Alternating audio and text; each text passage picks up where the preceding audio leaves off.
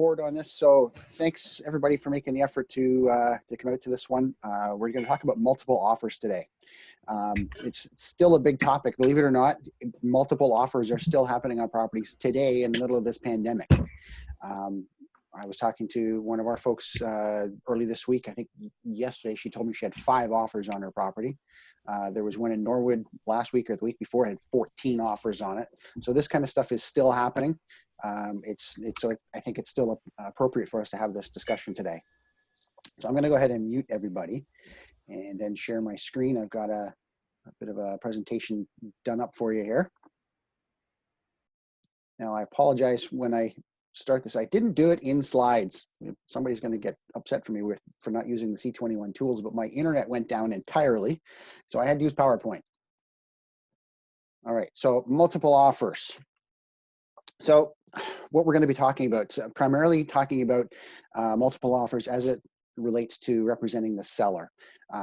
In having this discussion, we could talk about it from either perspective, working with buyers or working with sellers. And if I switch back and forth too much, and I may even during this discussion end up switching back and forth a few times, I just don't want it to be too confusing. So I had to pick a side. So most of the time we'll be talking about this from the perspective of the seller. If you have questions, please do pipe up, hit your space bar and talk. I'd love to hear questions as we go through this because there are a million different scenarios that can actually come up as it relates to multiple offers. I just try to touch on some of the major ones here, okay? So when you're working for the buyer, I want you to be aware of these options, some of these tactics, some of the things that people might try to use on you. So, you know, it does go from both sides on this. We're going to talk about notices, when you should be giving notices, how you should be giving those notices, options and tactics when looking at offers. How do you respond? Should you respond? If you do respond, what's the best method to take when you do that? Disclosures about what's in other offers. Multiple representation as it relates to multiple offers because it's a different scenario. Commission cutting and making sure that all of the documentation is done properly. So there's a lot of things to hit there in the next half hour. Forgive me if I go too quickly, but I'm just trying to make sure we cover everything. So it's notices. When should you be giving notices to other parties? As soon as you know there's more than one offer. So you're representing the seller, you've got one offer in play, and then another agent gives you a phone call and says, hey, I've got an offer ready to be presented. That's the moment that you need to give notice to other parties that there is an existing offer. So everybody needs to be kept in the loop. Now, if they just call you and say, we're thinking about making an offer, that's not enough. It's, you know, notifying somebody that an offer might be coming can be seen as misleading, right? We don't want to be telling people, oh, there might be an offer coming. It sounds like shoddy salesmanship. So we need to know that there is actually a written offer. So get them to send you something in writing. You know, a phone call is great, but get them to send something to you in writing.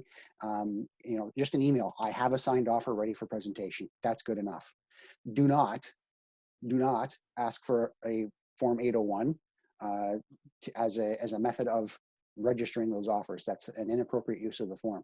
All you need is that phone call and a text message or an email saying, I've got a signed offer, okay? Once you've received that, then you've got to notify everybody else immediately. And how I would do it is I would call them because I like the personal touch, give them a quick call, and then send them a text or an email afterwards to say, yes, there is another offer, just so that everybody knows what's going on, okay? And we get questions all the time, well, who does this? Who makes sure that all these notices go out? I'm pretty busy. Well, ultimately, it's your responsibility. So our front desk staff will try to help you to make sure that notices go out to all of the other interested parties, but it's up to you to provide that list of who those notices need to go to and accurate information on how to get that notice to them. But you need to be verifying that they actually got those messages. So from my perspective, it's best if you just take the reins here, okay? If you know that the notices need to go to 5 people or 10 people, set aside some time and just do it. That day, working on offers on that property, if you know it's multiple offers, guess what? You're going to be busy sending a lot of notices. So ultimately, it's your responsibility, okay? Offer registration issues. This one comes up. I put this in here because there's still questions around. What if there's a seller's direction that says offers must be registered by 2 p.m. Registered by noon and presented at 4 o'clock? That's great. Everybody does their best to register offers by noon, and you're going to present at 4 o'clock. Well, what happens at 2 o'clock when another offer gets registered? Right? That's the question that comes up. And a lot of people get really ticked off talking about flip-flopping here. If I'm working from the buyer's side here and I did my best to get my offer in on time by noon for presentation at 4, and now another offer shows up at 2 o'clock or worse, 3:45 for that 4 o'clock presentation, I'm going to feel like I didn't have time to respond. But what is the obligation of the seller's representative if that offer materializes after the registration time? Well, the law says all offers must be presented, right? So the seller has a right to see everything that's coming their way. What you would need to do, if I'm working for the seller and I've set the stage, I've got registration at noon, presentation at 4, and an offer comes in somewhere in the middle, I need to tell my seller, hey, there's another offer that's been registered. I think here's what we should do. We should give everybody a little bit more time. Let's push the presentation time back to 5 o'clock maybe, and give everybody some time to respond if they want to. At least give them the option. So that offer that's coming in late, we'll get to see that one, but we give everybody else an opportunity if they want to better their offer so that, you get the best deal possible, right? So think about your seller. Just because there's a hard date set, originally, you got to roll with it a little bit, right? So if offers... Doug, can I ask you a question? Yep, go ahead. I've had a client in the past that was adamant about not accepting any offers after the deadline.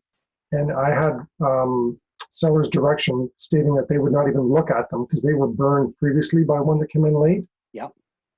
Would that fly, or do I still have to show one if it comes in late? So my interpretation of this, and I stand to be corrected by a court of law, is if you have a signed direction that says offers registered after noon, in this example, will not be considered. And that's been posted on the listing for all realtors to see, then they don't have to look at that offer and they can refuse those offers. As far as I'm concerned, it's the seller's option. The agent couldn't say to you, no, we're not looking at that offer. If they don't have some written direction from their seller to refuse that offer, you have to present it. That's the way the law reads in my interpretation. Okay, and that's what I thought as well. They were just burned in a previous multiple offer, and one that came in late didn't end up going through, and they just said they were adamant about not accepting anything. If they want it bad enough, they'll get it in before the deadline. Yeah, and that's generally, most people's feeling on this. But the reality is, unless there's some clear direction, you have to present all of those offers. Okay, and I understand they were ticked off because they got burned. I get that, but as far as I know, the only way to avoid it is to have it in writing in advance and clearly communicated to everybody so that you can say, no, we've got this document that says you can't do that. Exactly. Thanks. Okay. All right. That was the next thing I was going to talk about, actually. Moving on. You've got a bunch of offers in front of you. So the registrations have happened appropriately. You've got 2 or more offers in front of you. You're sitting with the seller and reviewing them. What are their options, right? So number 1, accept one offer. And pop the champagne, you got a deal because it's clearly a fantastic offer. And this is what I see happen a lot in our marketplace. But to me, I think you could be leaving money on the table. Okay, simply because one of them is a clearly better offer than the others doesn't mean you might not get more if you ask for it, right? There's this little thing in human psychology too that says if my first offer was accepted, maybe I paid too much. Right? And from the seller's perspective, well, if we accept that one offer right off the bat, maybe we didn't get enough. Maybe we could have got some more. So I would always go back to people and say, hey, is this the best you can do? Even if one of them is a clear winner, it's a standout offer, over list. In my mind, you're leaving money on the table sometimes, not every time, but sometimes if you don't go back to that buyer's rep and say, hey, is this the best you can do? Don't give them numbers, don't give them any indication of what's necessary, but if you don't at least ask, I think you're leaving money on the table. So that's a caution I have for you on that one. I see it happen a lot where oh, there's a great offer, let's just take it. And I have sat in on offer presentations with sellers at the request of one of you. And I've advised the seller, hey, just because this is a good offer doesn't mean you can't get more. Are you sure you don't want to try to get more? And the seller has said, nope, we're okay. We don't want to mess around. We like this offer. We want these people to get it. And that's okay. That's their choice. But if you don't at least advise them of their options, I think you're possibly leaving money on the table. Okay. So that's on that one. Other options, when you've got multiple offers in front of you, you can reject them all. Like, and I've seen that happen where, you know, you get 3 offers on a property and they're all just way too low. They're not even worth responding to. You can just reject them all, send them all back and say, sorry guys, not good enough. Not even deal with them. That's an option. You can keep one and then physically send the others back. Or you could keep one and ask the others to improve their offers. I like that option better because if I give them away, there's a chance they're not coming back. So I like to keep all my offers close. You can send them all back. You could tell everybody, look, you all need to improve before we're going to deal with any of these. You could physically do that. Again, the risk, if you physically give them their offers back and say, come back with something better, the risk is you lose them. My suggestion is hold on to all the copies and then tell everybody, look, you all need to improve. Just come back with something better. The benefit of doing that is they're still in your possession. You can still deal with them. Just because you've asked them to improve their offer doesn't mean you've rejected the offer in hand, right? So hold on to the copies of the offers, tell them all to come back with something better. And some of them will. You'd be shocked. Some of them will. They'll come back with more money, better terms, fewer conditions. So at least make the attempt, okay? And the last option on here is actually 2 options. You can sign 1 or more offers back, right? So you could find one. Here's the scenario I often talk about in new agent training. I'll say if you've got 2 or 3 offers, 2 or 3 of them 2 of them are probably going to look pretty good. Usually that's what happens. One is a clear winner, right? Hold that one aside. The one that's a little bit low, why not sign it back with a very short irrevocable time, right? Sign that one back for 45 minutes and to a much higher number than the good one, right? That your seller has told you they're willing to accept. Sign another one back, see if they'll come up. And if they will, you did a great job and you got them more money, right? You can actually sign 2 back, and with a very strong caution here. You can sign 2 offers back. One of them needs to have a condition in it, though, that says this offer is conditional on that other offer not being accepted, right? So we've got some wording around that I can share with you if you're interested in it. But you got to be really careful if you're doing this because you don't want to sell the house twice. But if you're cautious and careful about this, you can actually play one off another. Okay. Questions on any of that stuff? Me again. Go ahead, Jack. Just a quick question. I'm happy with everything that you mentioned. The only one I'm concerned with is keeping one and sending the others back. Are you obligated to advise the one you kept that you are sending the other ones? No. Because you're going to run the risk of getting one that's better and not having enough time to let the original offer react. So yeah, you got to be careful about that. And let's say I did hold on to one and send the others back, and somebody came back with a clearly better offer. I'm going to now take the one that I held in reserve and send it back and say, look, we've got other offers we're still looking at here. Do you mind, improving your offer? There's nothing wrong with that. You might get tight on time, but don't forget we're in multiple offers here. The seller's in the driver's seat. You can tell those people, look, you need to give us more time on your irrevocable when you come back too, right? You don't have to advise that one you kept that you sent the other ones back. No, you don't have to tell them that. No, you might tell them, look, we're sending others back. We're holding on to yours. But the message that sends to that buyer is, we really like your offer. We're holding on to yours, but we're sending the others back. To me, that's you're tipping your hand a bit. Okay. Okay. Some tactics around this. Irrevocable times, like I mentioned. You got to play with the irrevocable times. If I've got one in that same instance, that same example that I kind of like, it's an acceptable offer, but I would take more from somebody else if they brought it. I want to give that offer a short irrevocable period. To your point, Jack, of running out of time. The offer that I'm holding on to, I want to make sure that it's got enough time for me to get some play on that second offer. So play around with irrevocable times so that you can have time to deal with these multiple offers this way. It can get tricky if you try to do this with 2 or 3 of them. That's why you got to be real careful around it. But you can play with irrevocable times. Sign backs. This one is a big one. Avoid single item negotiations. And I talk about this when I talk about negotiations all the time.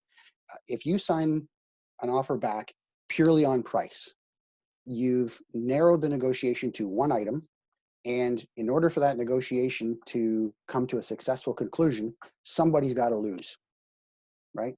Because the buyer has to come up with more money than they wanted to pay. They feel like they lost. Or the seller has to take less money than they wanted to take, and they feel like they lost. But if you can keep the negotiation around 2 items or more, then there's some give and take. I'll give you more money if you give you my closing date, right? Or I'll take less money, but I want you to get rid of this condition. So if you keep it to 2 items and you can have some give and take on both parties are going to feel like they won, right? So try to avoid single item negotiations at any, and maybe the price is acceptable, but you take out a condition. Well, then the buyer had to lose out on that condition, that one item. So change a date somewhere else. Even if it's not meaningful to your client in the moment, my suggestion is play around with 2 or more things to make everybody feel like they won at the end. You want to look like a rock star agent, keep the negotiations going and make everybody feel like they won, right? It's a win-win-win. They win, the buyer, seller, and you win-win-win. Okay, that's first and foremost in negotiations.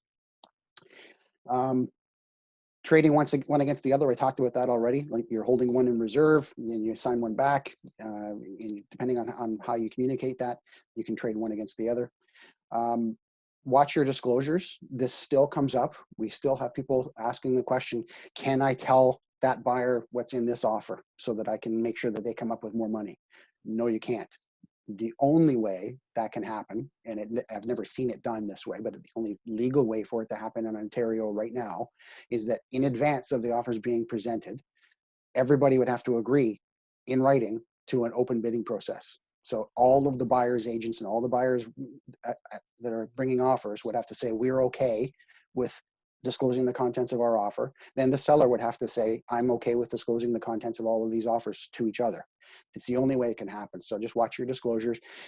We are tempted sometimes to say, if we're representing a seller, we're signing back, we're holding on to an offer and we're signing one back. We're tempted to say, look, give me 10 grand on that thing and it's yours.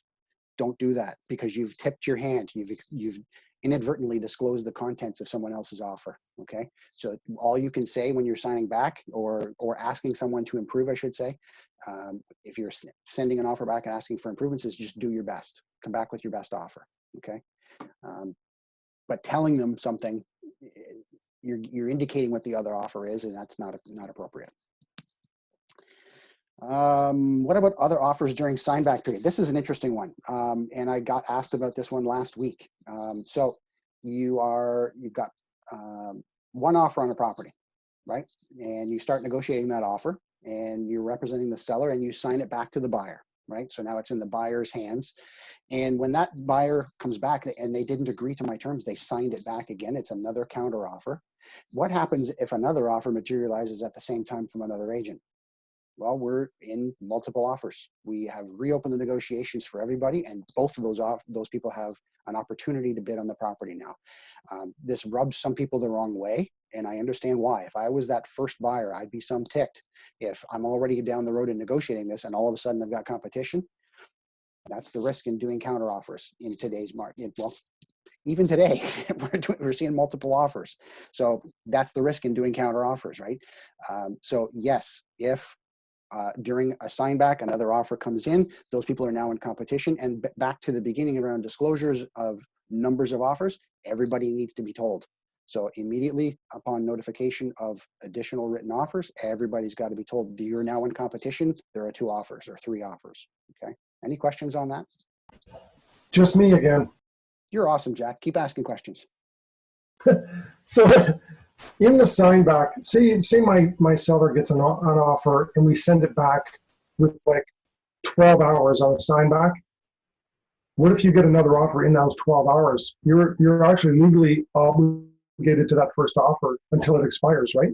You are obligated to that first offer till it expires, but your seller can still view the second offer. I would inform the other people another offer has materialized. You know, you're still in the driver's seat because that offer is irrevocable by us. So if your buyer accepts it, you've got the property. But just so you know, there is another offer on the table, and I would tell them that to force their hand, because I want them to know that, one, I have to disclose it, but secondly, it's going to force their hand. They're less likely to counter offer again. They're more likely to accept the offer that I gave them. So It pushes the negotiation forward more quickly. The next question you are asking, you should be asking is, can I deal with that second offer during that 12-hour period? What do you think? I think you can deal with it, but you can't accept anything. Yes, you can. Yes, you can. If you put a condition in that offer. So you can. And the other one's failing. Yeah, that's right. You'd have to make it conditional on the first offer failing. So yes, you can deal with it, and you just put in there, this offer is conditional upon the negotiation on a previously counter offer, previously signed offer be failing, or conditional upon the seller obtaining a release from a previously accepted offer, or some verbiage like that to protect you from selling the place twice. But yes, you can deal with that second offer immediately. The caution again is just be very, very careful. If you find yourself in that situation, ask one of us for some help on wording. Okay, there are ways to have your cake and eat it too. Yeah, Okay, you're right. I knew that. I'm just on one coffee. that's why you see Does me that continuously condition sipping. go in the first offer, or does it go, do we add it in if we're signing it back? It would go in the second offer. If you had already signed back in this particular example, if you had signed back the first offer and given them 12 hours, irrevocable time, okay? And then the second offer comes in and you want to deal with it, that condition would have to be inserted in the second offer as part of a counter offer to the second buyer. That would be the non-conformance offer. Non-performance, that's right. So Doug, to your point, Non-performance on the first offer. Correct. Kaya? to Jack's example though, so if he did that in the 12 hours and the Sorry, Kaya. buyers Yeah, cut out. I couldn't hear did you. sign it back, then that's when it opens back up. Sorry, Kaya. I couldn't hear Can you you. hear me now? Yep. Can you hear me now? Yes. I can. Okay, so Jack's example, if he's signing it back to the buyers and giving them 12 hours, if they don't accept it and they do sign it back, then to your point originally, it's opening it all back up to that other offer is now on the table. That's right? correct. That's correct. Okay. Okay. Any other questions? Guys, I appreciate when you ask questions on these things. I feel like I'm just shouting into the wind here. So when you ask questions, I think it's much more meaningful for everybody. Okay. So thank you for that. Okay. You've negotiated back and forth. You've used some of these tactics to come to what you think is a good agreement, and your seller has decided to accept one of the offers or deal with one of the offers. You've got to let the other parties know. Okay, be sure to let everybody know exactly what's going on. We've accepted another offer, or we've decided to work with another offer. Thank you so much for bringing yours. We really do appreciate it. But if you don't communicate that with everybody and you kind of leave them hanging, put yourself in their shoes. It's kind of frustrating, right? Your buyer is nipping at your heels, wondering what's going on, and you don't have anything to report. So make sure as the seller's agent, once your client has decided how they're going to move forward, communicate to everybody immediately. Let them know what's going on. I think that's just fair play, okay? Provide all copies of all the offers and counter offers to the office. This is a RICO requirement, right? So we don't require 801s, which would be just a tracking document to prove the number of offers and counter offers, which is required. We just keep copies of the offers. We will accept 801s. If you want to use them, go ahead, but we don't require them. We do require copies of all offers and counter offers that were not successful, in addition, obviously, to the successful offer. Just give them to Kayla. Email them into her and she'll just put them in the file. We have been challenged by RICO on this. So a buyer that felt they were misled, they felt they weren't actually in competition, they've contacted us through their agent and in one or two cases through RICO, demanding proof, evidence of the number of offers. And because we keep all this stuff, we were able to show RICO, look, here was the 3 offers, as proof that they were in competition. And RICO says, great, thanks, that's all we needed. And this case closed. But if we can't prove it, we don't have copies of it, then we're going to be in trouble. So make sure you get that documentation into the office. And then when sellers decided to break out the champagne, you got a deal. I promised we talk about multiple representation and multiple offers. Okay, so this is if you or someone else in the company, even one of our branch offices, we're all one company, somebody's bringing an offer on one of our listings, you got to tell everybody one of the offers. Well, it's not a legal requirement, but I would say tell everybody one of the offers is from our office. It's not legally required that they know it's a multiple representation offer in multiple offers. It's just good etiquette, right? We are required to disclose the number of competing offers, not their source. But I would suggest you should be telling people because if that offer is successful, that when it's multiple representation, if it's successful and the other guys find out later, which they will, it's going to show up on Matrix, they're going to be pretty ticked right? So tell them in advance. It doesn't harm your position to do that, but it keeps it fair and honest for everybody, okay? The next I step, have a, yeah, go ahead. can I ask, not even a question really, it's just a statement, I guess. Sure. I've often had, when I've had to say, oh, by the way, one of the offers is from in my office, so puts me into a multi rep situation. I've had them say, well, are you having Manita present? And I say no. Mhm. Yeah. Is that something that we, as an office policy, that, you know, how So our policy is no, we don't require management to sit in, but we will if you want us to, right? So I've sat in on lots of them. Constantine's done lots of them. Another rep in the office could do it for you if you wanted. It doesn't have to be a member of management. So here's the thing, RICO doesn't care if it's another person in the office or you yourself doing it. The language that they use is we are of one mind, right? So what that means at law is they make the assumption that whatever you know, Lynn, I know. It's not the case. It's not reality, but that's what the law says. So it doesn't matter if a member of management sits in. We do not, in fact, our policy manual says we will if you want us to, but we don't require it. I know some other offices do, but we trust you guys to do the right thing, okay? Something you can do to maintain some transparency on this is have that offer presented first, right? So if you've got your own offer and you're in multiple offers, or if somebody else in the office, have that offer presented first and get it out of the way. That way they can't say later that, well, you just listened to what our offer was and then bumped up your own. Have that offer presented first, then receive the others to keep that transparency. It might get a little dicey once you start doing some of the tactics I talked about in terms of sending everybody back and trying to get improvements, and that offer is ultimately successful. But if you keep your disclosures open, if you're transparent with everybody in the steps that you're taking, keep everybody informed of what's going on without giving away the details of those offers, you'll find that the risk of bad feelings is much reduced. Okay, so in answer to your question, no, we don't have a policy where we require that. We will if you want us to, where it's possible and appropriate.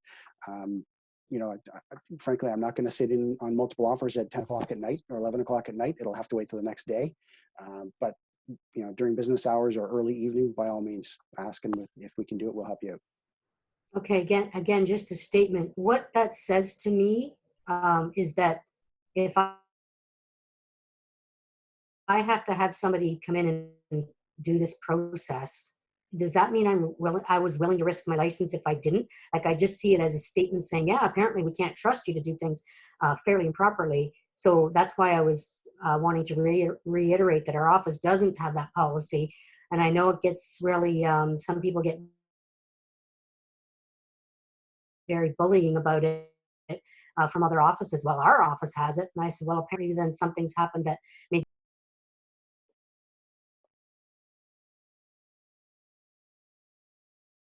Sorry, Lynn, I can't hear you anymore. Is that better? Sorry, Is that working? I'm hoping the recording's picking it up, but I couldn't hear you. Can you hear me now? Could you guys hear Lynn? Okay, Yes. good. It's Yes, just me we're then. good. It's just me. Okay. No, so quickly, it was just more how whenever I've been in that situation, when somebody's asked me that, I'm actually kind of taken aback by it, because I'm like, so what you're already saying to me is that you don't trust that I will act in a fair and ethical manner. You're already Mhm. questioning my license, actually. And Yeah. I've just put it to them that way. I say, well, we don't have that policy. I've never felt the need for it. Obviously, my office doesn't. So sorry, if you're not comfortable with that, or your client's not comfortable with that, then I guess they have the right to pull their offer. Right on, right on. And you're absolutely right. I have the same feeling. Like it's, and I've said this to a lot of you guys in the past. If somebody's that distrusting of others, they're the ones that that can't be trusted. They're the least trustworthy themselves, in my opinion. The way I've always governed myself is I trust everybody until they give me a reason not to. Mm-hmm. That's the way I do it. That actually fits quite nicely. Yeah. Okay. All right. Commission cutting. First of all, just don't. Don't cut your commissions ever. If you are forced into a corner and you tell your seller, look, if I sell it myself, I will drop my commission from 7% to 6%, then okay. But make sure that you use the correct collateral agreement, the one that we provide at our office. Don't use the AREA collateral agreement for doing this. What ours says is if you're in multiple offers, the commission cutting goes out the window. So even if I'm the successful winner, my buyer buys this property and I get both ends of the deal, I'm not cutting my commission if we're in multiple offers. Okay. The rationale for that is it's really, really messy. As soon as somebody comes to you, if you've got a listing and somebody from another office comes to you with an offer and their confirmation of cooperation says they're willing to give up commission, what a bomb just went off. You've got to tell everybody else that that's happening, that they've offered to cut their commission, and by what amount. You need to know exactly the dollars that they're giving up in terms of percentage or actual dollars, if it's a flat rate that they're giving up. This actually came up this week on an offer. A competing offer came in, and they said we're willing to give up $5,000 of our commission to get our buyer into this property. So my suggestion in that instance, if that happens, first of all, call the agent and tell them to give their head a shake. Our office doesn't do this kind of thing. What are you trying to pull? And see if they'll resubmit their offer without it. If they won't, and they're coming to you and saying, no, I'm cutting my commission, then you've got to, in writing, disclose to everybody exactly what that is so that everybody knows and it's a more level playing field, a more level negotiating stance, okay? Yeah, our office policy is that we don't offer commission reductions during multiple offer presentations, okay? So watch your collateral agreements. And that's what I had for you. So I'm going to hit, I've got about 6 minutes left here. Turn off my screen share. Did you guys have any other questions or comments, concerns, things that you've run into that you'd like to discuss, even specific instances? Let's hit it. Monica, I see a hand. I have one. Me too. Monica first. Jack, you've been talking. So I have a question with regards to if it's multiples and somebody already have an offer and then you tell everybody else that there's another offer, that there is one registered offer, and then they say to you, well, when are you presenting? And I'm like, and meanwhile, I've already presented. So I don't understand when they say, when are you presenting? When clearly there's no seller's direction saying offers being presented at the offer. And so you've received an I've offer on sent the it property. to them, and then You've received one Yeah. offer, you weren't in competition, and then you communicated that to the seller. No. Oh. That's right. No, to the seller. Yes, I told the seller. You communicated the first offer to the seller, and then another offer appears. And the Yes. second agent is saying, when are you presenting offers? Right. Okay, so I would say to them, we weren't holding offers. The first offer has already been presented. Get me your offer as soon as possible, and I'll make sure that the seller sees it. Okay. All Okay. right. And on that note, Monica, if you receive that first offer, all the people that have shown it should have been notified that have been accepted, or you've received an offer. Okay, so what comes first, the chicken or the egg? Am I supposed to tell my friend, at least share it with them, and then tell the rest of the agents? Do I tell the agents and then share it with my I would tell the agents and then present the offer. Okay. So, because generally what happens is you get that offer and you call your seller and say, hey, I've got an offer. I'll meet you at 5 o'clock to go over this Right. offer. Then you're going to immediately get on the phone and call all those agents that showed the property and say, hey, there's an offer I'm presenting today at 5 o'clock. Right? So that kind of Okay. answers both questions. All right. Okay. Okay. Jack, Thank you you. had another one? Yeah, I came to the meeting late and I wasn't sure if anybody wished you a happy birthday, and I think you look great for 50. Thanks, Jack. I appreciate that. My age plus tax is about 50. Okay, any other If you have questions? multiple offers, can you look at the offers before you show them to your seller? Can you look at them before you show them to your seller? Sure you can. You can't comment on them. You can't call the buyer agent back and say, hey, I approve your offer, or hey, this looks good. Looks like we're going to accept it. But you are the representative of the seller. There's nothing in writing that says you can't look at them first. I don't like that if you're in multiple and you're actually presenting one on your seller as well. Now, that's multiple representation, right? That's different. If it's multiple offers, though, and you're not involved in it, there's nothing wrong with it. But if you have your own offer, to Jack's point, then I would be keeping them separate and, you know, just for that image of transparency. Again, it doesn't matter at the end of the day, but for that image, I would be saying, I'm not going to look at those. I'm going to present my own offer first, and then I'll open the envelopes to see those other offers. Yeah. Okay. Any other questions or comments? Yeah, one more. What happens if you can't get a hold of the agent? If you've emailed them, but you don't, I mean, you would assume they'd open the email From whose perspective? from the sellers, and you're trying, and there's multiple offers, and you're trying to inform everybody, and you can't get a hold of the agent. Then that's their problem. If they have indicated some interest in the property and you're doing everything you can, you're calling them, you're emailing them, and you're texting them, and they're not responding, that's their problem, not yours. What are you supposed to do? Go to their house, All right. right? You just do the very best you can, right? That's all we can expect of any of you, is the best you can do. Okay. All right. Thank you. You're very welcome, guys. Thanks for Happy birthday. Enjoy your day. Thank you. See ya. Happy birthday, Doug. Thank you. Bye.